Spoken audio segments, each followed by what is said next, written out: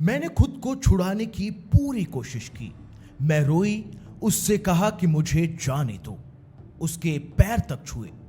ये शब्द किसी फिल्म की स्क्रिप्ट के नहीं हैं। ये एक जिंदा लड़की की चीख है। वेस्ट बंगाल की राजधानी कोलकाता के एक कॉलेज कैंपस में एक लॉ की स्टूडेंट के साथ जो दरिंदगी हुई, उसने इंसानियत की धज्जियां उड़ा दी। इतना ही नहीं, लड़की ने कहा कि मैं हाथ जोड़कर उससे रहम की भीख मांगती रही, बार बार उसके पांव छूती रही, कहती रही कि मुझे जाने दो, मेरा एक बॉयफ्रेंड है, मैं उससे प्यार करती हूं। लेकिन वो नहीं रुका, उसने मेरी बात नहीं सुनी। उसने मुझे जबरदस्ती पकड़ लिया। मेरी सारी ताकत जवाब दे चुकी थी। मैं बस रोती रही, खुद को बचाने की हर कोशिश करती रही। इस लड़की के ये अल्फाज किसी इंसानी जुर्म की दास्तान नहीं लगते, ये किसी शैतान का कारनामा लगता है। कॉलेज जहां ज्ञान की रोशनी होनी चाहिए, वहां दरिंदगी की परछाई फैल गई। एक लड़की के जिस्म को खेल समझ बैठे कुछ हैवान, और उसका मन, आत्मा सब कुछ रौंद दिया। 25 जून के दिन आखिर उस कॉलेज कैंपस में क्या कुछ हुआ? आखिर कैसे ये चार हैवान उस लड़की को ब्लैकमेल करते रहे? और आखिर इस केस में अब तक क्या एक्शन हुआ है? ये सब जानने के लिए इस वीडियो को अंत तक जरूर देखें। 26 जून की सुबह कोलकाता के कस्बा थाने में एक 24 साल की लॉ स्टूडेंट पहुंची। उसने बताया कि 25 जून की शाम south Kolkata law college campus में मेरे साथ बलात्कार हुआ है। उसने कॉलेज के एक्स स्टूडेंट मनोजीत मिश्र और कॉलेज में पढ़ रहे जैब अहमद और प्रमीत मुखर्जी को आरोपी बताया। पीड़िता ने आरोप लगाया कि जब वो गार्ड रूम में मनोजीत के साथ थी तो जैब और प्रमीत ने बाहर से गार्ड रूम को लॉक कर दिया, जिसके बाद मनोजीत ने 3 घंटे तक मेरा किया।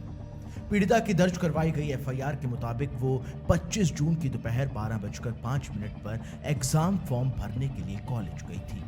फॉर्म भरने के बाद वो कुछ देर बाकी स्टूडेंट्स के साथ यूनियन रूम में बैठी थी। तभी कॉलेज की तृणमूल कांग्रेस स्टूडेंट यूनियन का हेड मनोजीत अंदर आया।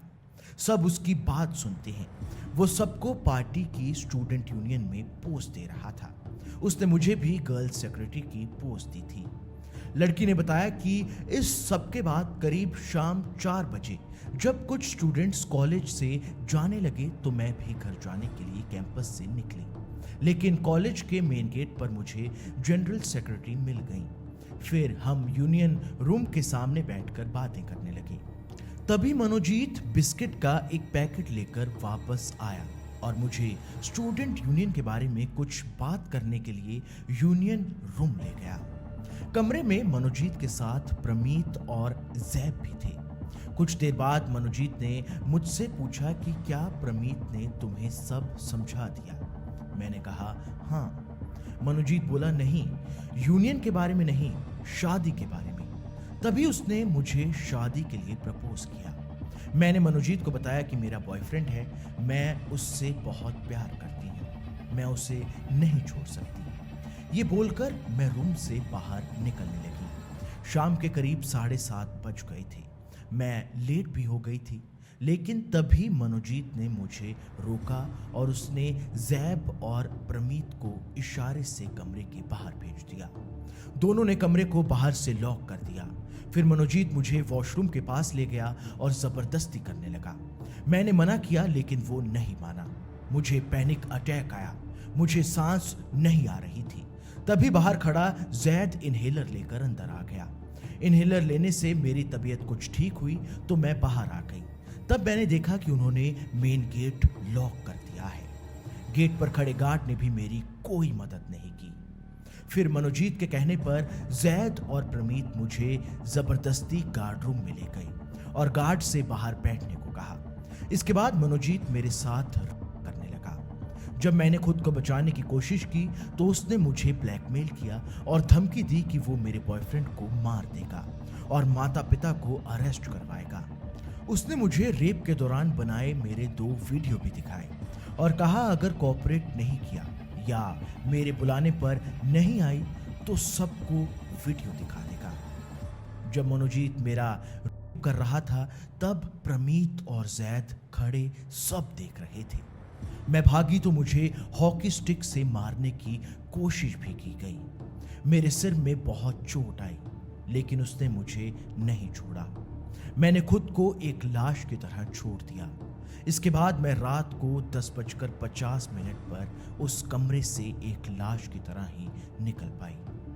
जब मैं जाने लगी तो मनोजीत ने धमकाते हुए कहा, लोगों से कहना कि हम यूनियन के बारे में चर्चा कर रहे थे। इस सब के दौरान मेरा फोन जैद के पास था। मैंने यूनियन रूम से जाकर उससे अपना फोन लिया और कॉलेज से बाहर चली गई। फिर मैंने अपने पापा को कॉल किया और उन्हें सब बताया। पहले मैं उसके खिलाफ एफआईआर लिखवाने से डर रही थी, लेकिन अब मैं पीछे नहीं हटूंगी। पीड़िता की शिकायत के बाद 12 घंटे के अंदर ही पुलिस ने मनोजीत और उसके दोनों साथियों को गिरफ्तार कर लिया। पुलिस ने इन सभी पर गैंगरेप की धारा में मामला दर्ज कर लिया है। वहीं इस केस में 28 जून को कॉलेज के गार्ड पिनाकी को भी गिरफ्तार कर लिया गया। पीड़िता की मेडिकल रिपोर्ट में दुष्कर्म की पुष्टि भी हो गई है। वहीं जांच में जुटी पुलिस को कई अहम सबूत भी मिले हैं।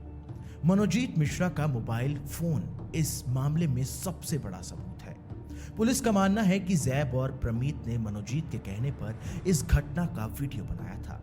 वीडियो बनाते समय उन्होंने इस बात का खास ध्यान रखा था कि पीड़िता का चेहरा साफ दिखाई दे।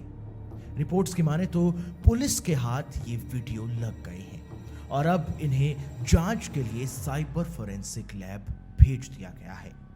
वहीं पुलिस के हाथ कॉलेज की सीसीटीवी फुटेज भी लग गई है, जिसमें यह पता चलता है कि 25 जून को शाम 7:30 बजे से रात 10:50 के बीच पीड़िता मेन गेट की ओर भागी थी, लेकिन उसे पकड़कर वापस गार्ड रूम में ले जाया गया। कैमरे में मनोजीत के कुर्ते का रंग भी कैद हुआ है, जो बाद में उसके घर से बरामद हुए कुर्ते से मेल भी खाता है। ये वीडियो आपको कैसी लगी हमें कमेंट कर जरूर बताएं। इसके साथ ही ऐसी और ट्रू क्राइम स्टोरीज के लिए हमारे चैनल को सब्सक्राइब जरूर कर लें।